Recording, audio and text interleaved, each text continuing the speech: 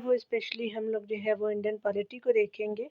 और अगर टॉपिक की बात करें तो संसद की जो है वो विधायी प्रक्रिया से संबंधित टॉपिक को हम देख सकते हैं, ठीक है। हाफ पार्ट तो हमने करा था, आपने देखा होगा, तो हम इसको जो है वो आपको 431 नंबर प्रश्नों से देखने वाले हैं। चलिए देखते हैं डियर। तो 431 भी हमने देख लिया था, 432 से हम देखेंगे। चलिए स्टार्ट करते हैं। यहाँ पे बताया जा रहा है 432 नंबर प्रश्नों में कि जो है वो धन विधेयक की परिभाषा में निम्नलिखित में से कौन जो है वो सही नहीं है। तो पहले जो कथनों को पढ़ते हैं, फिर जो है वो उसको एलिमिनेट करेंगे, जो सत्य नहीं है उसको हम खोजेंगे। चलिए देखते हैं। भारत सरकार द्वारा दायित्व आपका लिए गए किसी जो वित्तीय भार के संबंध में कानून में संशोधन, तो ये पहला कथन सही है। दूसरा है कि भारत की संचित निधि में धन की अदायगी यानी भुगतान, बिल्कुल सही है। अनुच्छेद 117 की अपेक्षाओं के जो है वो अनुसार कोई वित्तीय विधेयक जो है आपका सही संबंधित नहीं है, तो आपका सी सही हो जाएगा। भारत की जो है वो संचित निधि से जो है धन का विनियोजन हो जाएगा, तो बाकी सभी सही हो जाएंगे, सी सही नहीं है। अगले प्रश्न में बताना है कि कथनों पर विचार करना है। तो यहाँ देख सकते हैं कि धन विधेयक संसद के किसी भी जो है सदन में पुनः स्थापित किया जा सकता है। अगला बताए किसी भी सदन में नहीं, ये जो है वो लोकसभा में ही किया जा सकता है, तो गलत है। अगला देखेंगे, यदि यह जो है वो प्रश्न उठता है कि कोई विधेयक धन विधेयक है या नहीं, तो उस पर जो है लोक लेखा समिति के अध्यक्ष का निर्णय अंतिम होगा, तो ये भी आपका सही नहीं है। अगला है कि प्रत्यानुदान द्वारा संसद ने किसी अनुदान का अनुमोदन उसकी जो है विभिन्न मांगों की विस्तृत जांच से पूर्व कराया जा सकता है, तो यहाँ पे जो है वो कथन पे सही बताना है। तो यहाँ देख सकते हैं कि कोई भी जो है वो सही नहीं है, यानी आपका क्या हो जाएगा कि डी जो है वो सही हो जाएगा। यहाँ पे बताया जा रहा है कि कोई धन विधेयक है या नहीं, इस पर जो है लोकसभा अध्यक्ष का अंतिम निर्णय अंतिम होता है। धन विधेयक आपका जो है वो केवल लोकसभा में प्रस्तावित किए जा सकते हैं। जब सामान्य आपका बहुमत से लोकसभा आपका बिल पास कर देती है, तब स्पीकर के प्रमाणन के साथ वह जो है वो बिल राज्यसभा में ले जाया जाता है। राज्यसभा इस बिल को पारित कर सकती है या जो है वो 14 दिन के भीतर अपनी जो है सिफारिशों के साथ लोकसभा को लौटा सकती है। लोकसभा इन सिफारिशों को मान भी सकती है या अस्वीकार कर सकती है। प्रत्यानुदान द्वारा जो है वह संसद के किसी अनुदान का जो है वो अनुमोदन उसकी विभिन्न मांगों की विस्तृत जांच से पूर्व नहीं कराया जा सकता है। अतः प्रश्न जो है वो आपका प्रश्न में तीनों जो है वो तथ्य असत्य है, इसीलिए आपका जो डी आंसर सत्य हो जाएगा। अगला देखेंगे, बताया जा रहा है कि कोई विधेयक धन विधेयक है या नहीं, इसका निर्णय कौन करता है, तो लोकसभा अध्यक्ष करता है, तो बी जो है वो क्या हो जाएगा कि सही हो जाएगा, तो बी सही हो जाएगा। अगला बताया जा रहा है अगले प्रश्नों में कि आपका जो है वो निम्नलिखित पर विचार करना है कथनों पे। देख सकते हैं, बताया जा रहा है कि राज्यसभा में धन विधेयक को या तो आपका स्वीकार करने या संशोधित करने की कोई शक्ति जो है वो निहित नहीं है, तो बिल्कुल सही है। राज्यसभा अनुदानों की मांग पर जो है मतदान नहीं कर सकता, तो ये भी कथन सही है। दूसरा तीसरा है कि राज्यसभा में जो है वार्षिक वित्तीय विवरण पर चर्चा आपका नहीं हो सकती, तो ये गलत हो जाएगा। यहाँ पे पहला और दूसरा ही आपका सही है, ठीक है। तो यहाँ पे सत्य आपका 1 और 2 जो है वो करेक्ट हो जाएगा। बताया जा रहा है कि संविधान में अनुच्छेद 109 वन आपका 109 वन के अनुसार, यानी सब क्लॉज होते हैं आपका जो है वो 109 के अंदर में ही, तो इसके अनुसार धन विधेयक राज्यसभा में पुनर्स्थापित नहीं किया जा सकता। धन विधेयक को लोकसभा द्वारा पारित किए जाने के बाद आपका राज्यसभा को उसकी जो सिफारिशों के लिए प्रेषित किया जाता है, जिसे जो है वो राज्यसभा अधिकतम 14 दिनों तक ही रोक सकती है। अनुदान की मांगों पर मतदान केवल लोकसभा ही कर सकती है। राज्यसभा में वार्षिक वित्तीय विवरण पर चर्चा चर्चा जो है वो हो सकती है। ऊपर क्या था, नहीं हो सकती, इसीलिए आपका गलत था। अगला बताया जा रहा है कि राज्यसभा के को जो है लोकसभा के समतुल्य शक्ति नहीं प्राप्त है, तो ये धन विधेयक पारित करने में तो आपका जो है वो सी सही हो जाएगा, यानी सही नहीं है। यहाँ पे अन्य जो है वो सारे कथन देख सकते हैं कौन कौन सही है। राष्ट्रपति के विरुद्ध जो है वो महाभियोग चलाने में बिल्कुल सही है। उच्चतम न्यायालय के न्यायाधीश को हटाने में, संविधान संशोधन पारित करने में, लेकिन आपका जो है वो सी सही नहीं है, यहाँ देख सकते हैं। अगले प्रश्न में बताया जा रहा है कि निम्नलिखित में से जो है वो किसे राज्यसभा में पहले पुनर्स्थापित यानी पेश नहीं किया जा सकता, तो ये जो है वो क्या हो जाएगा, तो संवैधानिक संशोधन हो सकता है, रिपोर्ट हो सकता है, वार्षिक वित्तीय विवरण नहीं है, तो सी सही हो जाएगा। किसी राज्य की सीमाएं आपको बदलने के लिए विधेयक, तो बाकी अन्य सभी सही है, सी सही नहीं है। यहाँ पे बताया जा रहा है कि संविधान के अनुच्छेद 112 में जो है वो वार्षिक वित्तीय विवरण का उल्लेख दिया गया है। वार्षिक वित्तीय विवरण का प्रचलित नाम बजट है। वार्षिक वित्तीय विवरण में वित्तीय वर्ष के दौरान भारत सरकार के अनुमानित प्राप्ति और खर्चों का विवरण होता है। इस प्रकार के विधेयक को जो है राज्यसभा में पुनर्स्थापित यानी पेश नहीं किया जा सकता। अगले हम प्रश्न में देखेंगे, बताया जा रहा है कि निम्नलिखित में से कौन सा जो विधेयक राज्यसभा में प्रथम बार आपको प्रस्तावित नहीं किया जा सकता। तो यहाँ पे जो धन विधेयक कर सकते हैं, आपका जो है वो संवैधानिक संशोधन विधेयक भी होता है, राज्य पुनर्गठन विधेयक भी होता है, लेकिन धन विधेयक जो है वो प्रस्तावित नहीं कर सकते प्रथम बार में, तो डी सही हो जाएगा। यानी जो है वो आंसर आपका डी हो जाएगा। अगले प्रश्न में देखेंगे, ठीक है, कथन कारण के प्रश्न है।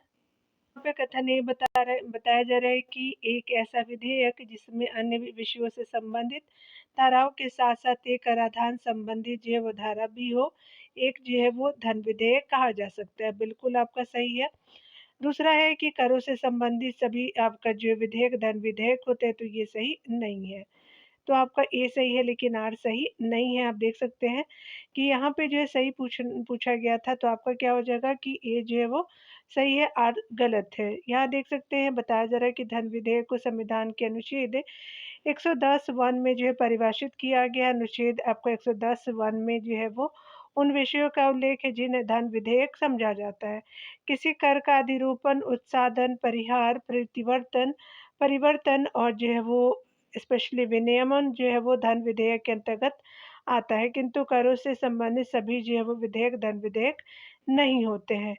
अगले प्रश्न में हम देखेंगे, चलिए। धन विधेयक के जो है विषय में प्रक्रिया के सही अनुक्रम को पहचानिए।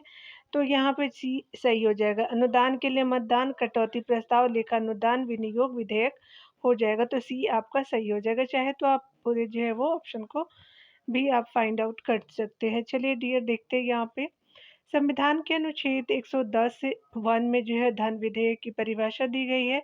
इसके अनुसार संसद में राजस्व एकत्र करने अथवा जो है अन्य प्रकार से धन संबंध विधेयक को जो है धन विधेयक कहते हैं। इसे राष्ट्रपति की पूर्व अनुमति से केवल लोकसभा में पेश किया जाता है। धन विधेयक के संदर्भ में लोकसभा के अध्यक्ष का जो है वो निर्णय अंतिम होता है। धन विधेयक को जो है केवल लोकसभा में ही आपको प्रस्तुत किया जा सकता है। धन विधेयक का जो है वो अनुक्रम अनुदान के लिए मतदान, कटौती प्रस्ताव, लेखानुदान, विनियोग विधेयक है। अगला देख सकते हैं, बताया जा रहा है अगले प्रश्न में। यहाँ पे जो है वो अगले प्रश्न में बताया जा रहा है कि निम्न क्रियाविधियों में से जो है कौन से ऐसे धन विधेयक को अंगीकार करा लेगी जो एक बार आपका लोकसभा द्वारा पारित किया जा सका हो, किंतु राज्यसभा द्वारा संशोधित किया गया हो। यहाँ पे देख सकते हैं, बताया जा रहा है कि स्पेशली डी जो है वो कथन सही हो जाएगा। यह पारित समझा जाएगा यदि लोकसभा इसमें दोबारा संशोधन को स्वीकार अथवा अस्वीकार करते हुए पास कर दे। तो डी आपका सही हो जाएगा। सारे कथनों को भी आप पढ़ सकते हैं। यहाँ पे डिटेल में बताया जा रहा है कि संविधान के अनुच्छेद आपका 110(4) में यह वर्णित है कि कोई विधेयक धन विधेयक तभी होगा जब कि जो है वो लोकसभा का अध्यक्ष ऐसा होने का प्रमाण पत्र दे दे। ऐसा हो जाने पर धन विधेयक को लोकसभा द्वारा पारित करके राज्यसभा की स्वीकृति के लिए भेजा जाता है। यदि राज्यसभा 14 दिन के अंदर कोई कार्यवाही नहीं करती है, तो यह माना जाता है कि उसने विधेयक स्वीकार कर लिया है और उसे जो है दोनों सभाओं द्वारा पारित जो है माना जाएगा। परंतु धन विधेयक पर जो है राज्यसभा द्वारा कोई संशोधन या सिफारिश की गई है, तो लोकसभा इन सभी या जो है वो किन्हीं सिफारिशों यानी संशोधनों को स्वीकार या अस्वीकार कर सकती है। अनुच्छेद 109(3) के अनुसार यदि लोकसभा राज्यसभा की सिफारिश से या संशोधन को स्वीकार कर लेती है, तो धन विधेयक राज्यसभा द्वारा सिफारिश या संशोधन किए गए और जो है वो लोकसभा द्वारा स्वीकार किए गए संशोधनों सहित आपको पारित जो है वो समझा जाएगा। धन विधेयक केवल लोकसभा में ही प्रस्तुत किया जा सकता है। कथन और कारण के प्रश्नों को देखेंगे। यहाँ पे बताया जा रहा है कथनी में कि किसी धन विधेयक के लोकसभा द्वारा पारित किए जाने और राज्यसभा को प्रेषित किए जाने के बाद राज्यसभा की सिफारिश से लोकसभा द्वारा सिफारिशों की प्राप्ति के 14 दिन के अंदर अनिवार्यता स्वीकार की जानी होती है और बाद में उन्हें जो है वो विधेयक में अंगीकृत किया जाना होता है। तो ये आपका सही नहीं है। अगला जो है वो कारण है कि धन विधेयक राज्यसभा में पेश नहीं किया जा सकता, तो कारण तो सही है लेकिन आपका कथन ये सही नहीं है। यहाँ पे देख सकते हैं डियर कि यहाँ पे जो है बताया जा रहा है क्या कि आपका जो है वो ए गलत है और आर सही है, तो डी आपका ऑप्शन बिल्कुल सही हो जाएगा। यहाँ देख सकते हैं बताया जा रहा है कि निम्नलिखित कथनों में से कौन सा जो है एक सही नहीं है, तो देख सकते हैं कि धन संपत्ति के मामले में राज्यसभा शक्तिहीन है, बिल्कुल सही है। आपका जो है धन विधेयक की शुरुआत राज्यसभा में होती है, नहीं ये लोकसभा में होती है, तो बी सही नहीं है। ठीक है, अन्य देख सकते हैं कि यहाँ जो है वो लोकसभा द्वारा पारित किए जाने के बाद राज्यसभा को 14 दिनों के भीतर विधेयकों को पारित करना होता है, बिल्कुल सही है। राज्यसभा किसी धन विधेयक को पारित कर सकती है अथवा कतिपय सिफारिशों के साथ उसे लोकसभा को लौटा सकती है, तो अन्य सभी सही है, आपका बी सही नहीं है। चलिए आगे देखते हैं। तो देखा जा रहा है कि निम्नलिखित में से जो है कौन कथन सत्य है। धन विधेयक लोकसभा में प्रस्तुत होता है, तो बी जो है वो सही हो जाएगा। अगला देख सकते हैं प्रश्नों में। अगले प्रश्न में बताया जा रहा है कि निम्नलिखित में से कौन सी शक्तियां लोकसभा को राज्यसभा की तुलना में अनन्य रूप से प्राप्त है, तो देख सकते हैं स्पेशली जो है वो आपका धन विधेयक हो या वित्त विधेयक केवल लोकसभा में प्रस्तुत किया जा सकता है, बिल्कुल सही है। धन विधेयक के निरस्तीकरण अथवा जो संशोधन के संबंध में भी है लोकसभा को, और मंत्रिपरिषद के जो है उत्तरदायित्व के संबंध में भी है, अखिल भारतीय जो है वो सेवाओं के सृजन के संबंध में नहीं है। तो यहाँ पे क्या हो जाएगा 1, 2 और जो है वो 3 सही हो जाएगा। तो यहाँ पे जो है वो आपका बी सही हो जाएगा, यानी 4 ऑप्शन जो है वो सही नहीं है। ठीक है, याद रखेंगे। यहाँ देख सकते हैं कि निम्न जो विषयों पर लोकसभा को राज्यसभा की तुलना में अनन्य अधिकार प्राप्त है। धन या वित्त विधेयक केवल लोकसभा में प्रस्तुत किया जा सकता है। धन विधेयक के निरस्तीकरण अथवा संशोधन के संबंध में मंत्रिपरिषद के उत्तरदायित्व के संबंध में, जबकि अखिल भारतीय सेवाओं के सृजन के संबंध में राज्यसभा को अधिकार प्राप्त है। ये जो है वो अनुच्छेद 312 के अंतर्गत जो है वो आते हैं। चलिए आगे देखते हैं। यहाँ पे बताया जा रहा है कि कौन जो है कथन सही नहीं है। चलिए देखते हैं। धन विधेयक राज्यसभा में पुनः स्थापित नहीं किया जाएगा, आपका जो है वो सही है।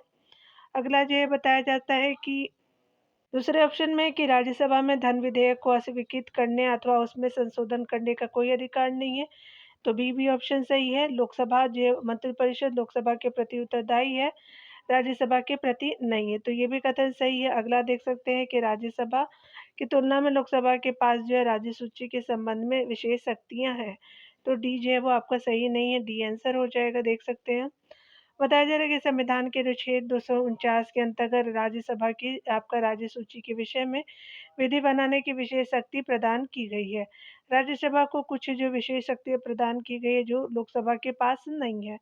कौन-कौन सी है राज्यसभा की जो है वो शक्तियों में, तो देख सकते हैं कि पहले है कि संसद को राज्य सूची यानी आपका आर्टिकल 249 में से किसी विषय पर विधि बनाने हेतु अधिकृत कर सकती है। राज्य सूची से संबंधित राज्यसभा के पावर, यह जो है अगला है कि यह संसद को केंद्र और राज्य दोनों के लिए अखिल भारतीय जो है वो सेवा के सृजन हेतु अधिकृत कर सकती है, आर्टिकल 312 के तहत, बिल्कुल सही है।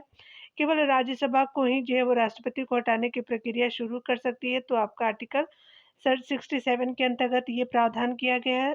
अगला देख सकते हैं कि राष्ट्रपति द्वारा राष्ट्रीय आपातकाल अथवा जो है वो राष्ट्रपति शासन अथवा वित्तीय आपातकाल की घोषणा ऐसे समय में की जाती है जबकि जो लोकसभा भंग की जा सकती है, तब यह घोषणा अकेले राज्यसभा के अनुमोदन पर ही प्रभावी होगी। आर्टिकल जो है वो 352 है, आर्टिकल 356 के तहत, 360 के तहत। तो इस तरह जो है वो संसद द्वारा बनाई गई विधि की आपका जो है वो अधिकतम सीमा कितनी होती है, तो 1 वर्ष हो जाएगा। चलिए आगे देखते हैं। अगले प्रश्न में बताया जा रहा है कि संसद द्वारा पारित कोई आपका गैर विधेयक राष्ट्रपति द्वारा संसद को पुनः विचारार्थ लौटाए जाने पर यदि यह दोबारा बिना किसी जो है संशोधन के पारित कर दिया जाता है, तब जो है वो आपका राष्ट्रपति को इस पर हस्ताक्षर करने होंगे, तो डी जो है वो सही हो जाएगा। यहाँ पे बताया जा रहा है कि सदन द्वारा आपका दोबारा बिना संशोधन के पारित करने पर राष्ट्रपति उस पर हस्ताक्षर करने के लिए बाध्य होता है, क्योंकि अमेरिकी जो राष्ट्रपति की भांति भारतीय राष्ट्रपति को जो वीटो शक्ति प्राप्त नहीं है। जिस तरह से अमेरिका में वीटो है, लेकिन भारत के पास जो है वो राष्ट्रपति के पास जो है वो वीटो पावर नहीं दिए गए हैं। देख सकते हैं निम्नलिखित में से कौन सा एक भारत के राष्ट्रपति का संवैधानिक विशेषाधिकार नहीं है, तो ये जो है वो आपका धन विधेयक को पुनर्विचार के लिए वापस करना जो ये आपका विशेषाधिकार नहीं है, क्योंकि आपका धन विधेयक जो है वो आपका जो है वो राष्ट्रपति की वजह से ही लाया जाता है, ठीक है? उसकी आज्ञा के बाद ही लाया जाता है। यहाँ देख सकते हैं कि अब बी जो है वो सही हो जाएगा, यानी जो विशेषाधिकार नहीं है, अन्य जो है बाकी सभी सही है। पढ़ लेते हैं दिए, विधायी विधेयक को पुनर्विचार के लिए वापस करना बिल्कुल सही है। लोकसभा का विघटन करना ये भी सही है, राज्यसभा का आह्वान करना ये भी सही है। तो आपका भी सही नहीं है, देख सकते हैं डिटेल में। संसद द्वारा पारित विधेयक राष्ट्रपति की अनुमति के बाद ही कानून बनता है, किंतु धन विधेयक और संविधान संशोधन विधेयक को छोड़कर के अन्य विधेयकों को राष्ट्रपति संसद को पुनर्विचार के लिए लौटा सकता है। कौन नहीं लौटाएगा? धन विधेयक और संविधान संशोधन वाले विधेयक को छोड़ करके, ठीक है? चलिए अन्य विधेयकों को लौटा सकते हैं। यहाँ पे बताया जा रहा है कि संसद में जो है बजट के पारित होने के विभिन्न जो है चरणों का सही अनुक्रम निम्नलिखित में से कौन है? तो बजट की प्रस्तुति है, विभागीय समिति द्वारा जांच है, विनियोग विधेयक का जो है वो आपका क्या हो जाएगा? पारित होना है, और आपका 1, 2 और 3 में आपका जो है वो हो जाएगा, और वित्तीय विधेयक का पारित होना। तो थर्ड लास्ट पे हो जाएगा डी, तो 1 आपका 2 हो जाएगा, थर्ड में हो जाएगा, 4 में ये हो जाएगा। तो आपका क्या हो जाएगा? 1, 2, 4, 3 जो है वो सही हो जाएगा, ठीक है? यहाँ पे देख सकते हैं कि 1, 2, 4, 3 ए ऑप्शन में सही हो जाएगा। यहाँ पे बताया जा रहा है कि संविधान ने जो है वो बजट को वार्षिक वित्तीय विवरण कहा है। दूसरे शब्दों में बजट शब्द का जो है संविधान में कहीं उल्लेख नहीं है। यह वार्षिक वित्तीय विवरण का प्रचलित नाम है तथा इसका जो उल्लेख संविधान के अनुच्छेद 112 में किया गया है। संसद में बजट निम्नलिखित आपको 6 स्तरों से गुजरता है। पहला है कि बजट का प्रस्तुतिकरण होता है, आम बहस होती है, विभागीय समिति द्वारा जांच किया जाता है बजट में। उसके बाद जो है अनुदान की मांग पर मतदान किया जाता है, विनियोग विधेयक का जो है पारित होना होगा, और वित्त विधेयक को पारित होना। तो ये आपका 6 जो है आपका पारित होने के लिए जो है वो क्राइटेरिया है। चलिए आगे देखते हैं, यानी प्रोसेस है। चलिए आगे देखते हैं डियर। यहाँ पे बताया जा रहा है कि सामान्य वित्तीय विधायन में जो है वो चरण सम्मिलित है। तो बजट का प्रस्तुतिकरण, बजट का जो है वो चर्चा, विनियोग विधेयक को पारित करना, और वित्त विधेयक को आपका पारित करना, और लास्ट में जो है लेखानुदान हो जाएगा। तो देख सकते हैं कि यहाँ पे जो लेखानुदान नहीं है, ठीक है? याद रखेंगे ये नहीं है, पहला, दूसरा, तीसरा, पांचवा हो जाएगा। तो यहाँ पे क्या हो जाएगा? पहला, दूसरा, तीसरा और पांचवा हो जाएगा। फोर्थ जो है वो आपका नहीं है, लेखानुदान वाली, ठीक है? चलिए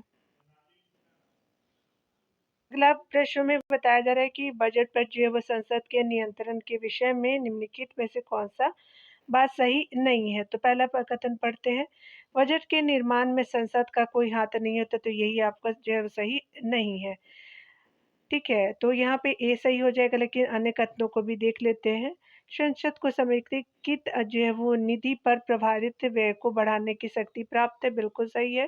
संसद को राष्ट्रपति की सिफारिशों के बिना कोई कर आपका आरोपित करने की शक्ति प्राप्त नहीं है, बिल्कुल ये भी सही है। अगला है कि संसद की जो है वो संसद को राष्ट्रपति की सिफारिशों के बिना किसी कर में वृद्धि करने की शक्ति प्राप्त नहीं है, ठीक है? तो पहला आपका क्या हो जाएगा कि ये आपका ये ऑप्शन सही नहीं है। यहाँ पे बताया जा रहा है कि संविधान के अनुच्छेद 112 के अनुसार राष्ट्रपति प्रत्येक वित्तीय वर्ष के संबंध में संसद के दोनों सदनों के जो है वो आपका समक्ष भारत सरकार की विषय आपका उस वर्ष के लिए जो है प्रकलित प्राप्तियों और व्यय का आपका विवरण रखवाएगा, जिसे वार्षिक वित्तीय विवरण कहा गया है।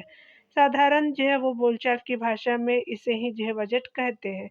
बिना राष्ट्रपति की संस्तुति के जो है वो कर निर्धारण वाला कोई विधेयक संसद में पुनर्स्थापित नहीं होगा। इस जो है वो तरह के किसी विधेयक को राज्यसभा में पुनर्स्थापित नहीं किया जाएगा। अगला है कि कार्यपालिका के वित्तीय मामलों पर संसद का नियंत्रण आपका जो है निम्न 2 तरीकों से संभव हो पाता है।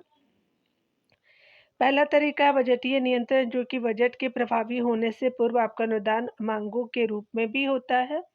अगला है कि उत्तर बजटीय नियंत्रण, जो अनुदान मांगों को आपका स्वीकृति दिए जाने के बाद वित्तीय विधेयक जो वो वित्तीय समितियों के माध्यम से स्थापित किया जाता है। तो आपने देखा, आगे देख सकते हैं प्रश्नों में।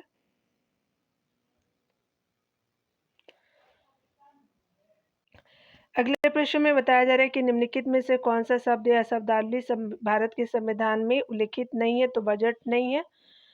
अगला जो है वो देख सकते हैं, वित्तीय वार्षिक वित्तीय विवरण है, विनियोग विधेयक है, संसद की संचित नीति है, लेकिन बजट शब्द का जो है प्रयोग नहीं किया गया, तो यहाँ पे क्या हो जाएगा, सी सही हो जाएगा। चलिए आगे देखते हैं।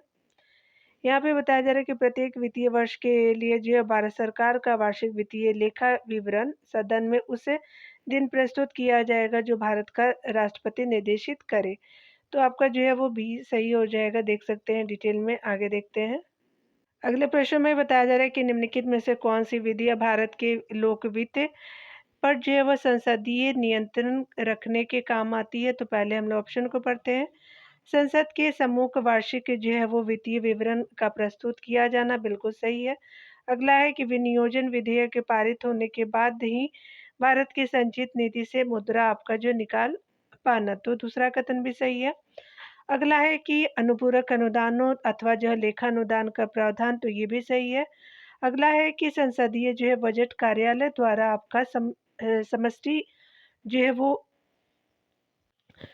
समष्टिगत जो है आर्थिक पूर्वानुमान हो तथा आपका व्यय हेतु सरकार के कार्यक्रम का एक नियतकालिक अथवा कम से कम जो है वो मध्य वर्षीय पूर्णावलोकन, तो ये आपका सही नहीं है। इतने टफ हिंदी है कि मेरे को प्रोनाउंस करने में जो है वो प्रॉब्लम होने लगता है कभी-कभी। बट खैर कोई नहीं, हमारी हिंदी है। चलिए आगे देखते हैं। संसद में वित्त विधेयक का जो प्रस्तुत किया जाना, तो आपका 5 सही हो जाएगा। आपका 4 सही नहीं है। ऊपर भी देखा था 1, 2 और 3 और 5 सही हो जाएगा। यहाँ देख सकते हैं डियर। ये ऑप्शन जो है क्या हो जाएगा, 1, 2, 3 और 5 सही हो जाएगा। 1 ए जो है वो सही हो जाएगा।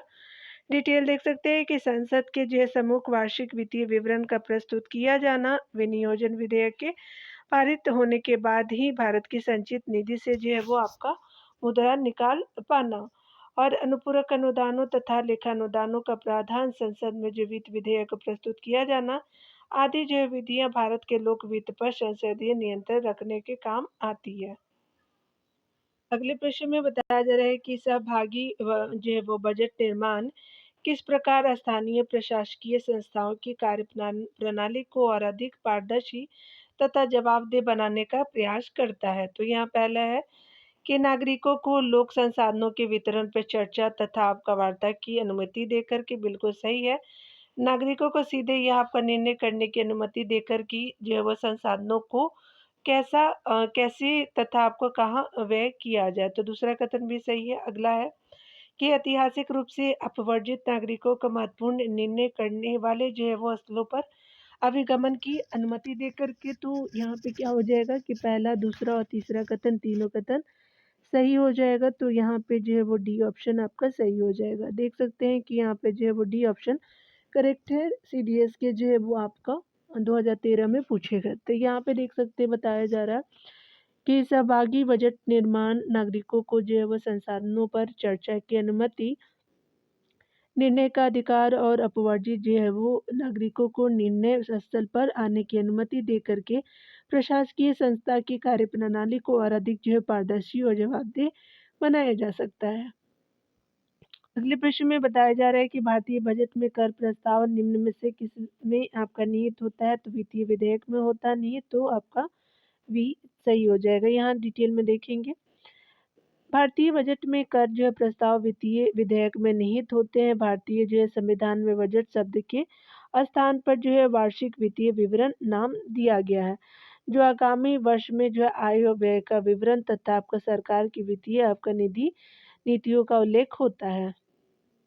यहाँ पे जो है कथन दिया गया है और पढ़ के बताना है कौन राइट है।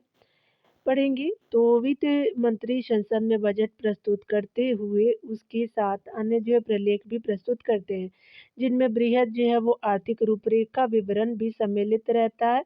यह जो है पूर्वोक्त प्रलेख आपका निम्न आदेशन के कारण प्रस्तुत किया जाता है। तो ये जो है वो आपका क्या हो जाएगा, राजकोषीय आपका उत्तरदायित्व तथा आपका बजट प्रबंधन अधिनियम 2003 के प्रावधानों के कारण, तो डी सही हो जाएगा। यहाँ पे अगला बताया जा रहा है डिटेल में कि बृहद आर्थिक जो है रूपरेखा विवरण MEFS FRMBM जो है वो एक्ट 2000 जो है वो 3 के धारा 3 के 5 में वर्णित है। राजकोषीय जवाबदेही तथा आपका जो है वो बजट प्रबंधन FRBM एक्ट जो 2003 में लागू हुआ था, इसका मकसद राजकोषीय घाटे में कमी लाना है। सरकार इसके तहत जो है राजकोषीय घाटों को कम करने का लक्ष्य तय करती है। आगे देख सकते हैं बताया जा रहा है, जो है वो आपका निम्नलिखित में से कौन-सा जो है वो एक खर्च भारत को संचित निधि पर प्रभावित नहीं किया जाएगा, देखेंगे। तो राष्ट्रपति की जो परिलब्धियां एवं भत्ते और उनके कार्यालय में संबंधित अन्य खर्च, तो ये आपके जो होते हैं, आगे देख सकते हैं कि ऋण प्रभार जिनके लिए जो भारत सरकार उत्तरदायी है, ब्याज, निक्षेप, निधि प्रभार और शोधन प्रभार समिति सहित, तो ये भी आपका सही है। अगला देख सकते हैं कोई राशि जो आपका किसी न्यायालय अथवा मध्यस्थम अधिकरण के निर्णय, टिकरी या जो अभिनिर्णय की संतुष्टि के लिए आवश्यक हो, तो ये भी सही है। अगला है कि वह राशि जो प्राकृतिक आपदाओं में हुए खर्चों को चुकाने के लिए आवश्यक हो, तो ये सही नहीं है। ठीक है, तो यहाँ क्या हो जाएगा, डी सही नहीं है। यहाँ पे हमसे नहीं ही पूछा गया था कौन सही नहीं है, तो आपका डी सही नहीं है। संचित निधि पे ये भारित नहीं होता। देख सकते हैं कि भारत की संचित निधि पर भारित पर व्यय का वर्णन आपका अनुच्छेद आपका 112 के जो है वो सब क्लॉज 3 में है।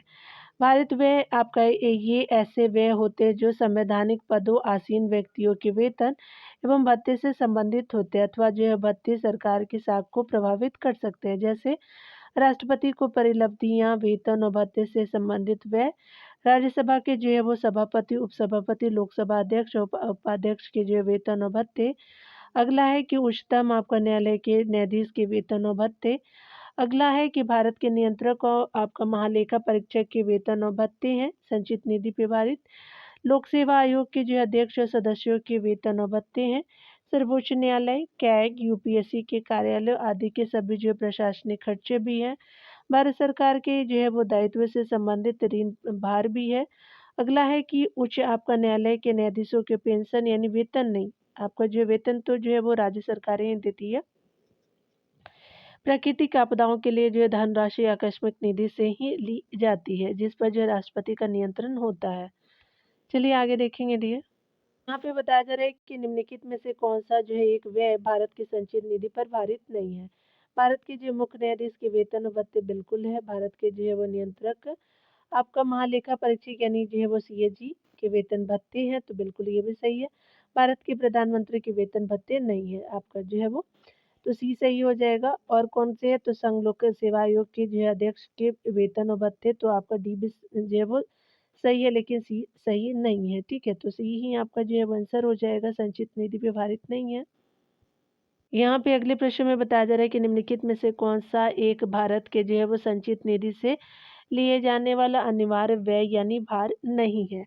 तो यहाँ पे कौन-कौन से पहले पढ़ते हैं, वे आपका ऋण जो भारत सरकार को चुकाना है बिल्कुल है। भारत के निर्वाचन आयोग के सदस्यों के वेतन और पेंशन नहीं है, तो बी आपका जो है वो यहाँ पे अनिवार्य जो है वो व्यय भार नहीं है संचित निधि पे, तो बी सही हो जाएगा। अगला देख सकते हैं कि उच्च न्यायालय के जो न्यायाधीशों को दी जाने वाली पेंशन, तो ये भी है।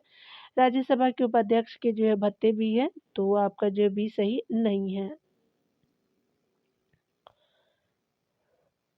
यहाँ देख सकते हैं अगला बताया जा रहा है।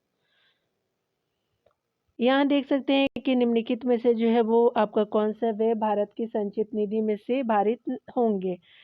तो राष्ट्रपति की परिलब्धियां और भत्ते तथा उनके पद से संबंधित आपका अन्य व्यय बिल्कुल सही है।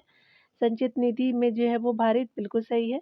प्रधानमंत्री की परिलब्धियां, भत्ते और उनके जो पद से संबंधित आपका अन्य व्यय, तो ये सही नहीं है। अभी देखा था आपने। अगला है कि राज्यसभा के जो है वो सभापति और उपसभापति के वेतन और भत्ते बिल्कुल सही है। लोकसभा के अध्यक्ष और उपाध्यक्ष के वेतन और भत्ते, तो ये भी सही है, लेकिन आपका 2 सही नहीं है। तो 1 3 आपका क्या हो जाएगा कि 4 जो है वो सही हो जाएगा। 1 3 4 सही हो जाएगा, सी ऑप्शन सही है। चलिए आगे देखते हैं डियर। भारत की जो है संचित निधि के जो है वो निधि निकालने के लिए निम्नलिखित में से किसका अनुमोदन अनिवार्य है।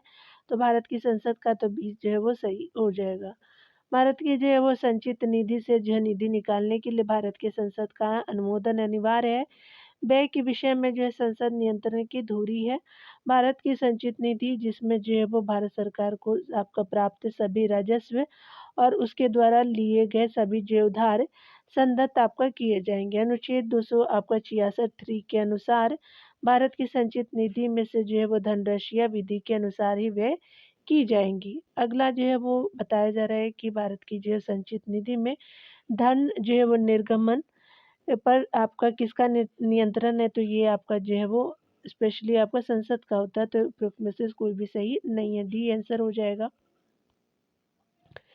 यहाँ देख सकते हैं कि निम्नलिखित में से कौन सा एक नियमित बजट पारित होने के लंबित होने के दौरान आगामी वित्त वर्ष के एक जो है भाग के लिए प्रकलित व्यय के बारे में लोकसभा आपका स्वीकृत अग्रिम अनुदान है, तो लेखा अनुदान है, तो डी सही हो जाएगा। यहाँ पे बताया जा रहा है कि आपका बजट जो है वो पारित करने की प्रक्रिया में आम बजट के बाद सदन 1 महीने के लिए स्थगित हो जाता है।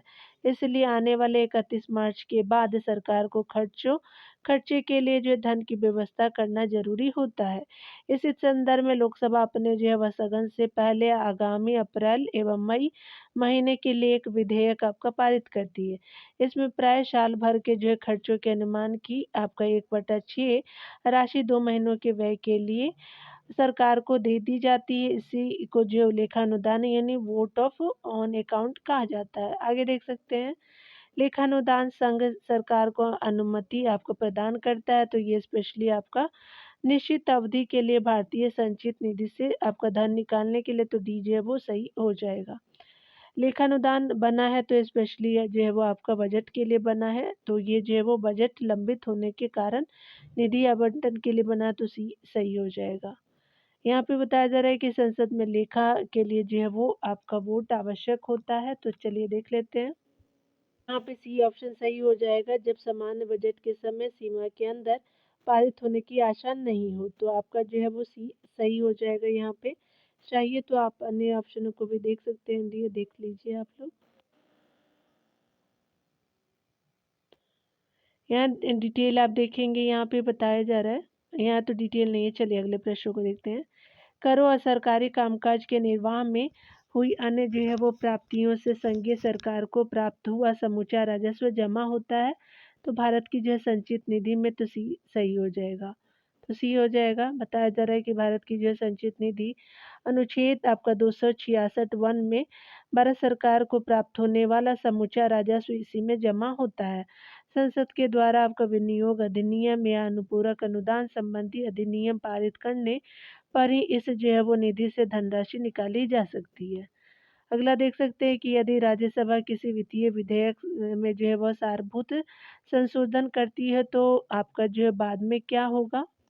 बाद में जो है वो राष्ट्रपति आपका विधेयक को पारित करने के लिए संयुक्त बैठक आहूत कर सकता है, तो डी सही हो जाएगा। अन्य जो कथनों को आप चाहें तो पढ़ सकते हैं, वीडियो को पॉज कर लीजिएगा, देख लीजिएगा आप लोग। यहाँ देख सकते हैं वित्त विधेयक जो है वो आपका फाइनेंशियल बिल के संबंधित देखेंगे। वे सभी विधेयक जिनका जो है वो संबंध वित्तीय मामलों से होता है वित्त विधेयक कहलाते हैं।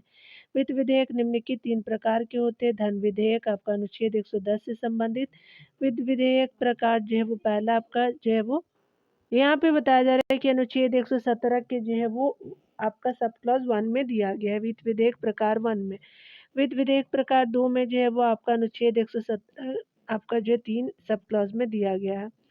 यहाँ देख सकते हैं कि वित्त विधेयक प्रकार 1 है, तो इसे जो है राष्ट्रपति की सहमति के बाद लोकसभा में पेश किया जाता है। राज्यसभा को भी जो है पर्याप्त शक्ति मिली है।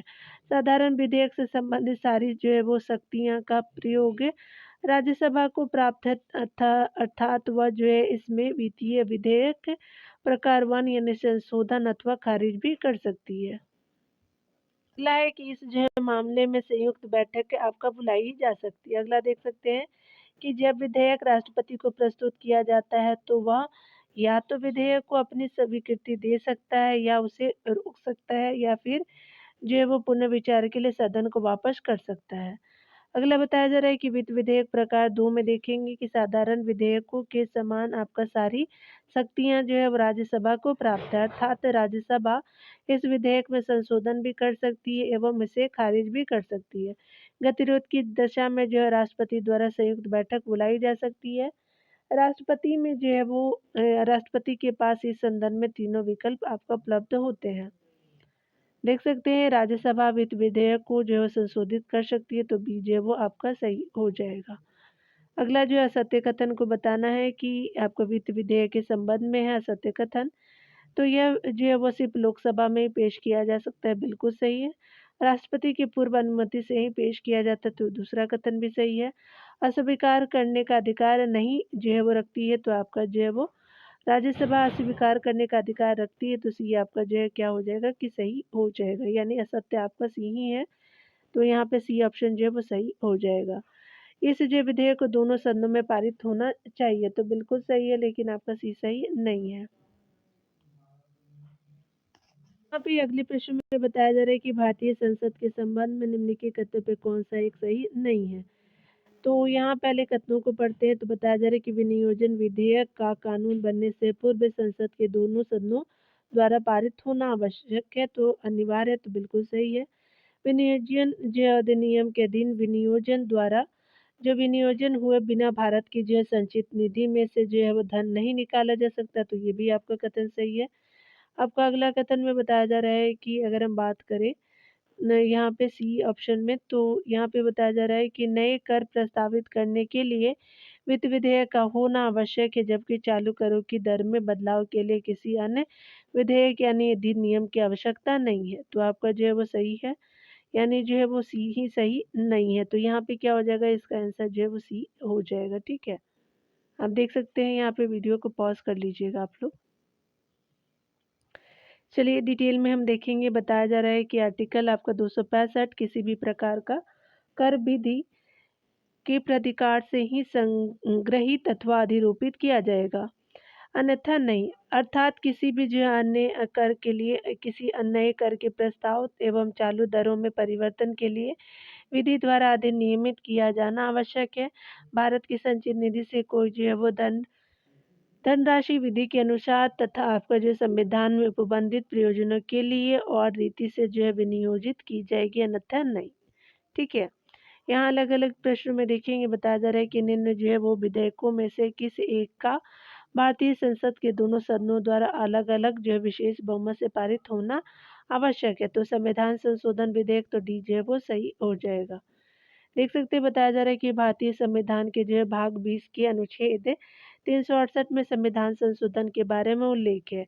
राज्यसभा तथा लोकसभा को जो है संविधान संशोधन के संबंध में समान अधिकार प्राप्त है।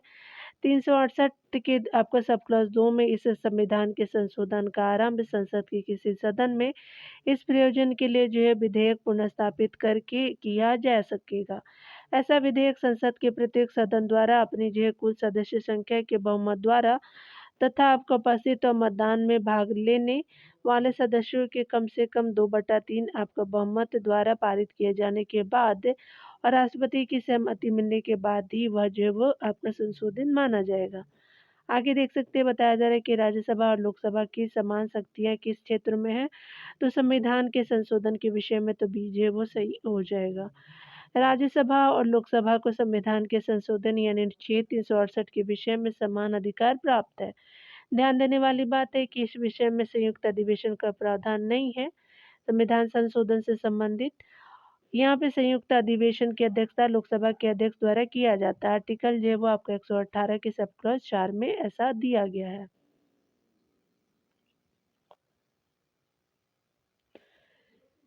यहाँ पे बताया जा रहा है अगले प्रश्न में कि निम्नलिखित में से कथनों पर विचार कीजिए। भारतीय संविधान में कोई संशोधन लाने का उपक्रम किया जा सकता है, तो लोकसभा द्वारा, राज्यसभा द्वारा, राज्य विधानमंडलों द्वारा नहीं, राष्ट्रपति द्वारा नहीं, तो पहला और दूसरा जो सही हो जाएगा।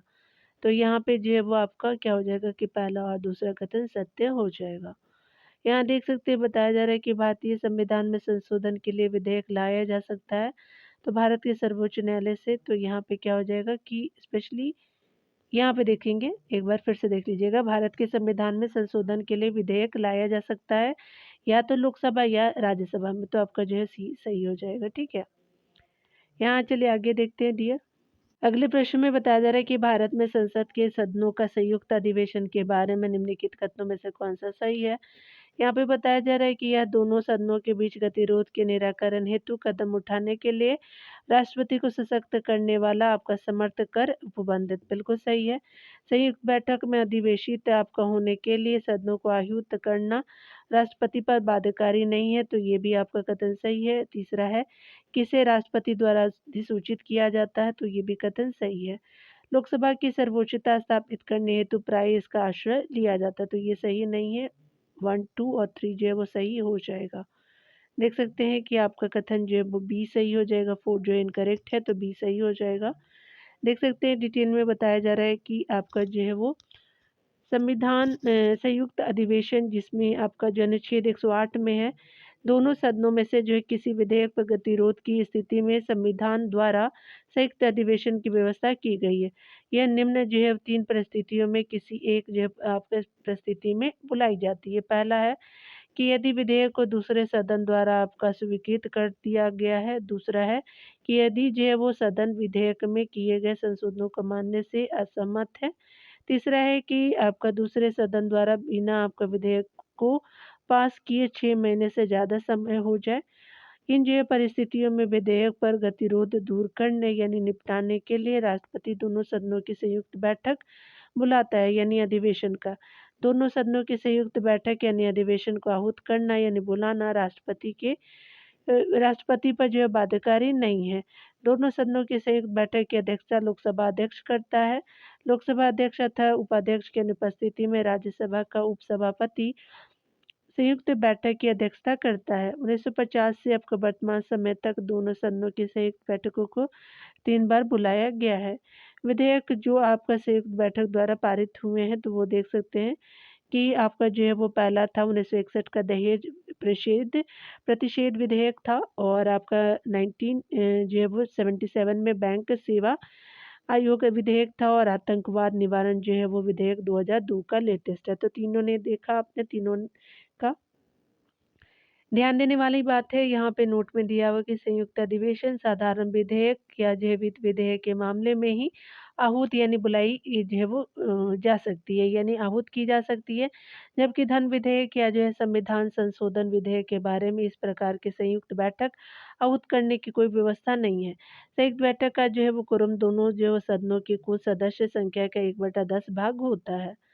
आगे देख सकते हैं बताया जा रहा है प्रश्न में कि भारतीय जो संसद के दोनों सदनों की संयुक्त बैठक आपका हुई थी, तो दहेज उन्मूलन जो है वो आपका विधेयक के संबंध में 1961 में देख सकते हो ऊपर भी अभी दिया हुआ था। ये सही हो जाएगा। प्रश्न में बताया जा रहा है कि राज्यसभा लोकसभा के बीच किसी जो है वो बिल पर गतिरोध होता है तो उसे किस प्रकार से दूर किया जाता है। तो राष्ट्रपति दोनों सदनों की संयुक्त बैठक आहूत करता है, तो ये जो है कथन सही हो जाएगा। यहाँ पे बताया जा रहा है कि ये कथन सही है। चलिए यहाँ पे देखते हैं अगले प्रश्न में। यहाँ पे बताया जा रहा है कि विधेयक पारित करने पर जो है वो पर लिए संसद की संयुक्त बैठक से संबंधित निम्न जो है कथनों में से कौन सा जो है वो सही है। तो यहाँ पे देख सकते हैं कथनों के बारे में। संयुक्त बैठक का प्रावधान सामान्य विधेयक, विधि विधेयक और संविधान संशोधन विधेयक के लिए मान्य है। दूसरा है कि किसी भी जो है स्थिति में राज्यसभा का उपसभापति संयुक्त जो है वो सभा की अध्यक्षता नहीं कर सकता। अगला जो है वो तीसरे में है कि सभा के लिए जो है संयुक्त सभा के लिए दोनों सदनों के कुल सदस्य का 1/6 की जो है वो आपका घनपूर्ति यानी कोरम होनी चाहिए। तो यहाँ पे क्या हो जाएगा कि जो है वो सही है, तो कोई भी सही नहीं है। यहाँ पे जो है वो डी सही हो जाएगा। चलिए अगले प्रश्न में देखेंगे। यहाँ पे बताया जा रहा है कि आपका जो है निम्नलिखित विधेयकों में से किसे यानी किन्हें पारित करने के लिए जो है वो संसद दोनों सदनों के बीच गतिरोध को सुलझाने हेतु संसद की एक संयुक्त बैठक की जो है वो सहायता ली जाती है। तो ये स्पेशली जो है वो आपका साधारण विधेयक से संबंधित होता है। तो यहाँ पे जो है वो सी सही हो जाएगा। यहाँ पे देख सकते हैं अन्य जो है वो सही नहीं है।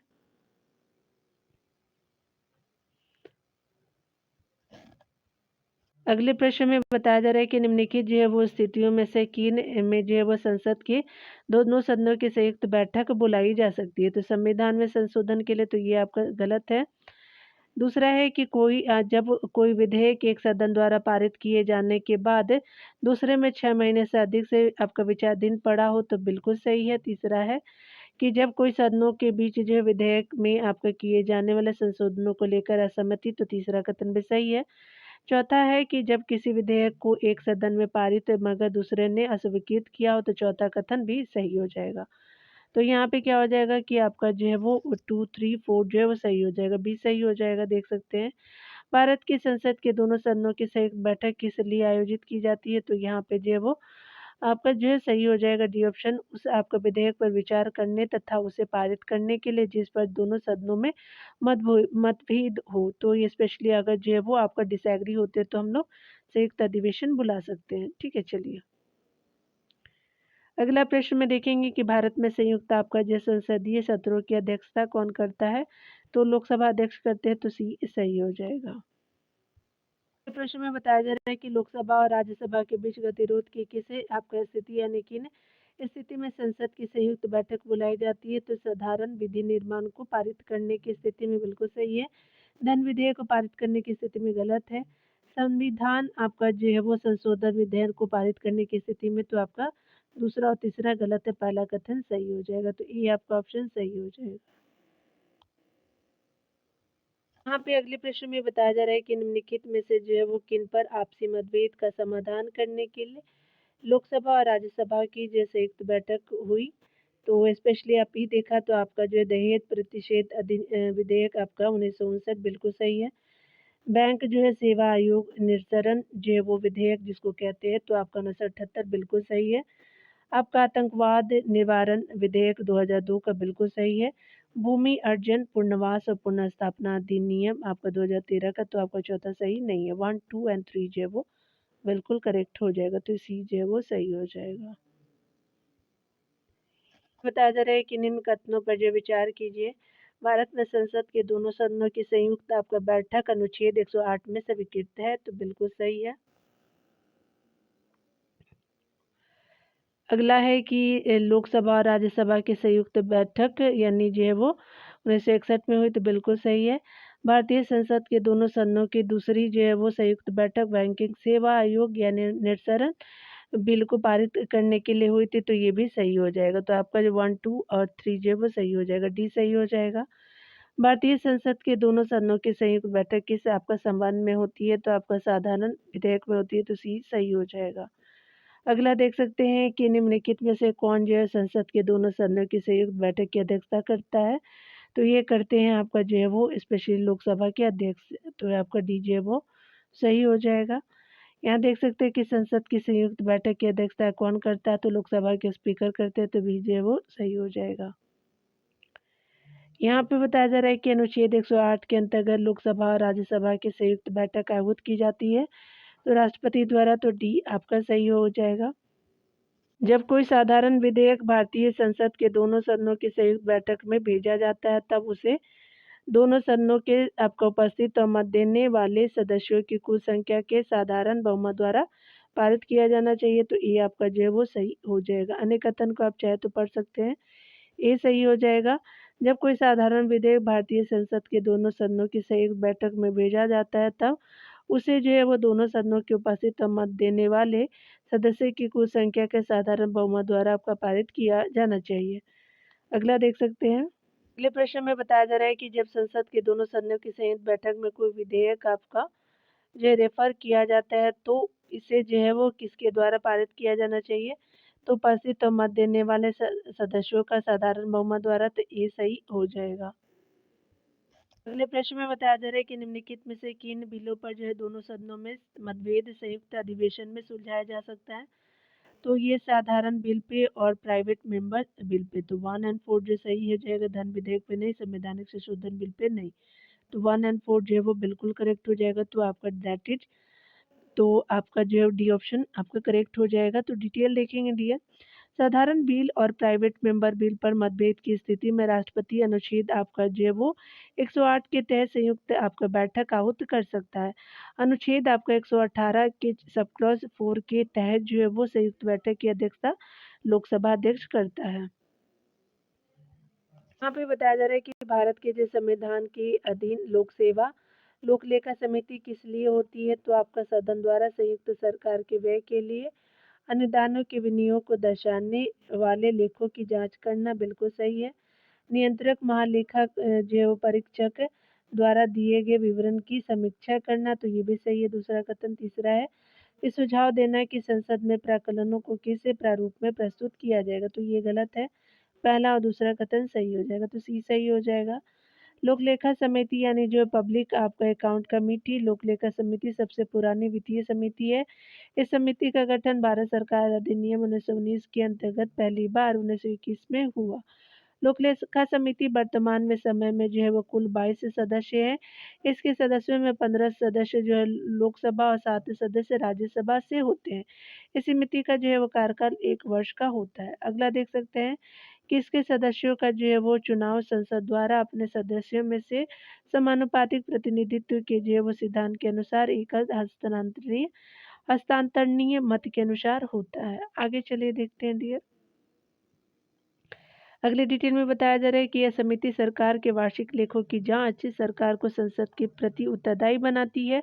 यह समिति भारत सरकार के लेखों के संदर्भ में नियंत्रक के या महालेखा परीक्षक यानी सीएजी द्वारा दी गई रिपोर्ट पर विचार करती है। अगला है कि मंत्रिपरिषद को कोई भी आपका सदस्य समिति में शामिल नहीं होता है। इस समिति का अध्यक्ष विपक्षी दल का जो है कोई सदस्य आपका जो है चुना जाता है। विपक्षी दल के होते हैं अध्यक्ष। अध्यक्ष का चुनाव लोकसभा अध्यक्ष करता है। इस समिति को प्राक्कलन समिति की जुड़वां बहनें कहते हैं और इस समिति के द्वारा जो है विभिन्न जांचों के माध्यम से जो है विभिन्न घोटालों का उजागर किया जाता है, जिसे जैसे आपका जो है एग्जाम्पल के रूप में बोफोर्स तोप घोटाला था, कोयला घोटाला, आपका 2G स्पेक्ट्रम घोटाला हो आदि था। ठीक है, चलिए आगे देखते हैं। अगले प्रश्न में बताया जा रहा है कि लोकलेखा समिति के बारे में जो है वो आपका कौन सा सही है। तो सबसे पहले इसमें जो है वो आपका समिति में लोकसभा से जो है वो 15 सदस्य और राज्यसभा से 10 सदस्य जो है से अधिक नहीं होते, तो ये गलत है। वित्त मंत्री जो है समिति का जो है पदेन अध्यक्ष होता है, तो ये भी गलत है। समिति के सदस्य का कार्यकाल 1 वर्ष का होता है, तो सी जो है वो सही हो जाएगा। ठीक है, बाकी आने जो है वो कथन आप पढ़ सकते हैं, सही नहीं है। अगला है कि भारतीय संसद की समिति में जो है सबसे महत्वपूर्ण है तो लोक लेखा समिति होती है, तो ये जो है राइट हो जाएगा। अगला देख सकते हैं। यहाँ पे अगले प्रश्न में बताया जा रहा है कि लोक लेखा समिति के संबंध में जो है वो निम्नलिखित कथनों में से कौन सही है। यह लोक लेखा के जो है 15 सदस्य और जो है राज्यसभा के 7 सदस्य से मिलकर के बनी है, तो टोटल जो है 22 सदस्य होते हैं, तो स्पेशली 7 जो है वो अपर हाउस से और लोअर हाउस से जो है वो 5 होते हैं। ठीक है, तो ये जो है वो कितना हो गए 15, ठीक है, 15 + 7 22। ठीक है, तो ये सही हो जाएगा।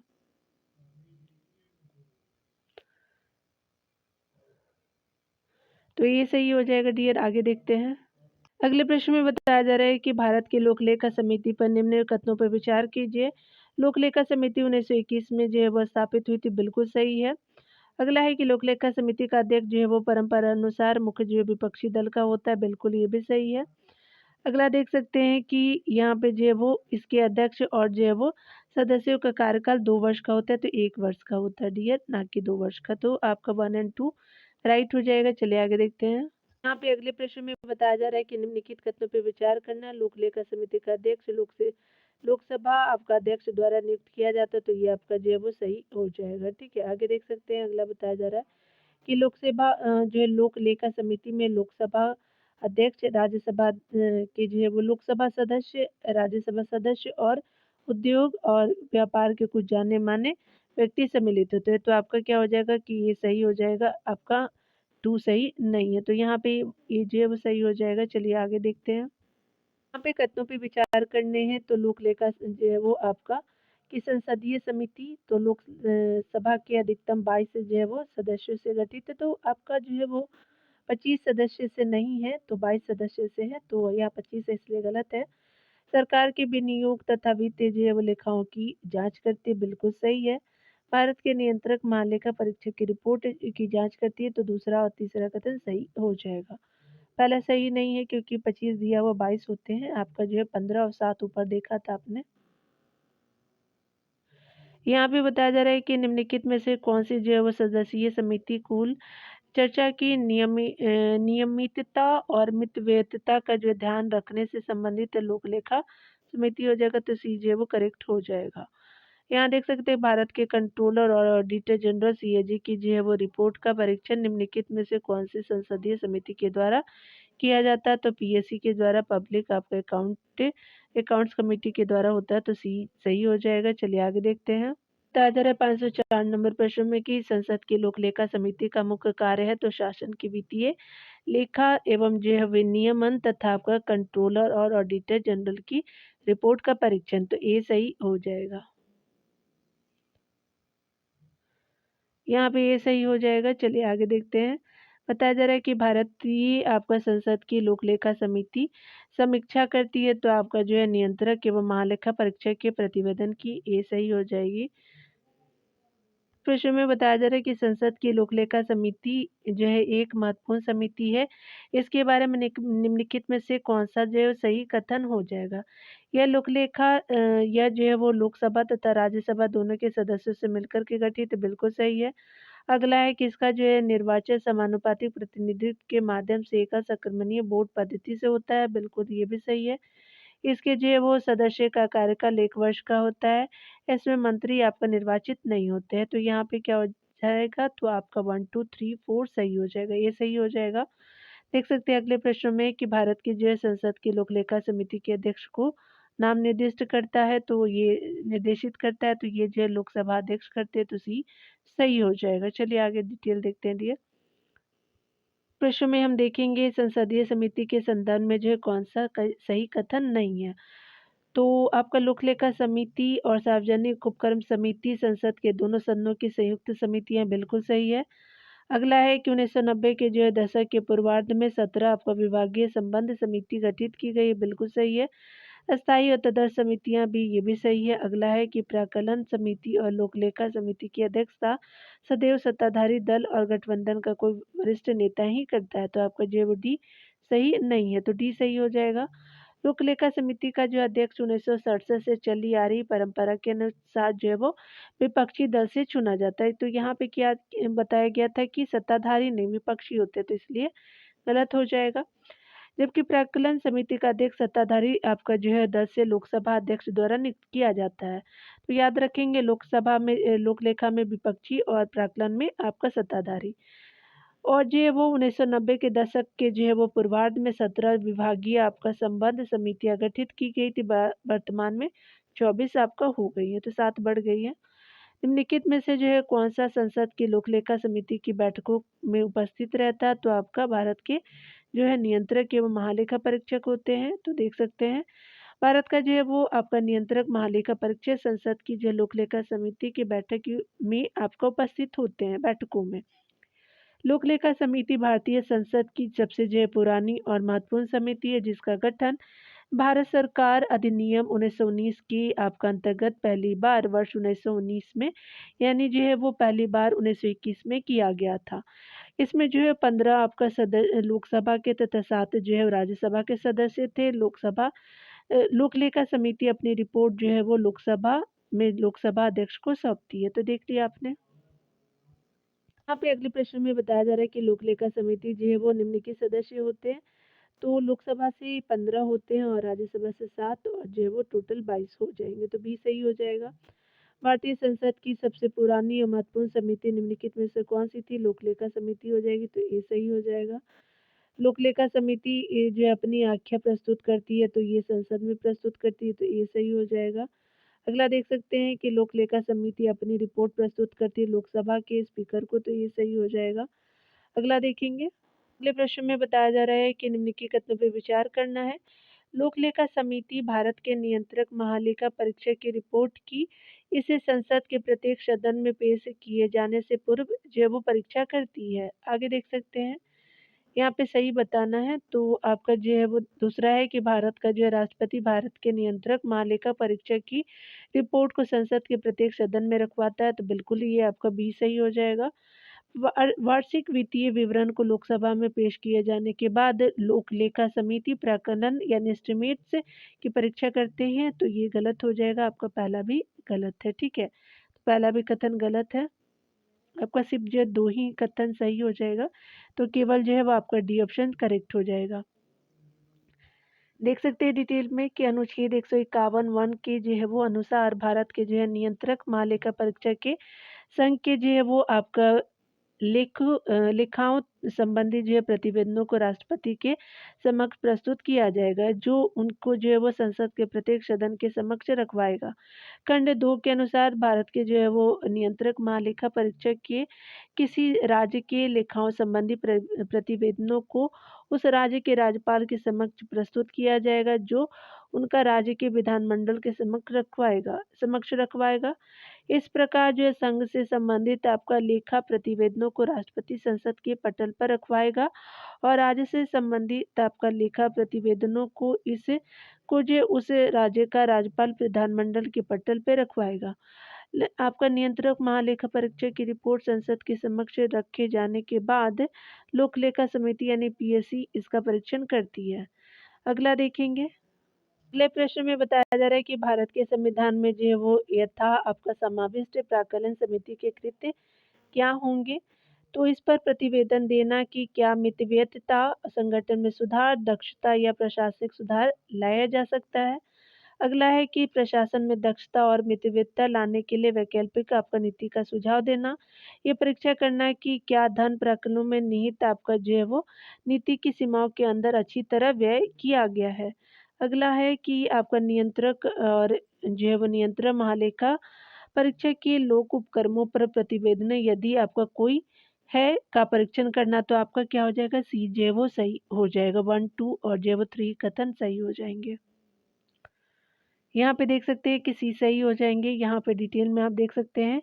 प्राक्कलन समिति भारतीय संसद की सबसे बड़ी समिति है। इस समिति में 30 सदस्य होते हैं और सभी जो है वो सदस्य लोकसभा के होते हैं। यह जो है वो सदस्य स्थायी सदस्य हैं। यह जो है वो आपका स्थायी समिति है। इस समिति का कार्यकाल 1 वर्ष का होता है। इसके कृत्य निम्न है, यानी काम जो है निम्न है, देख सकते हैं। इस समिति में इस संबंध में आपका प्रतिवेदन देना कि प्रकरणों में अंतर्निहित नीति के अनुरूप क्या क्या जो है मितव्ययिता, संगठन में सुधार, कार्यकुशलता या प्रशासनिक सुधार किए जा सकते हैं। प्रशासन में कार्यकुशलता और मितव्ययिता लाने के लिए वैकल्पिक नीतियों का सुझाव देना। इस बात की जांच करना क्या जो है प्रकरणों में अंतर्निहित नीति की जो है सीमा में रहते हुए धन का सही जो है ढंग से उपयोग किया गया है या नहीं।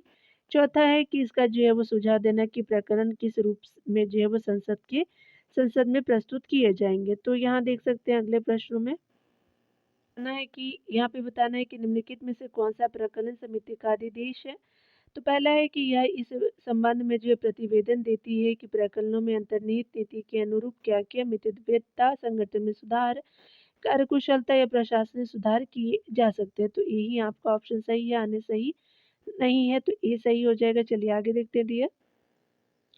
यहाँ पे बताना है कि निम्नलिखित में से कौन सा कथन सही है। तो प्राक्कलन समिति संसद की एक जो तदर्थ आपका समिति है, तो ये आपका क्या हो जाएगा, गलत है। रेल अभिसमय समिति आपका संसद की एक जो है वो स्थायी समिति, तो ये भी सही नहीं है। तो 1 और 2 जो है वो आपका क्या हो जाएगा, असत्य हो जाएगा। तो डी आपका जो है वो असत्य है, यानी डी ऑप्शन सही हो जाएगा।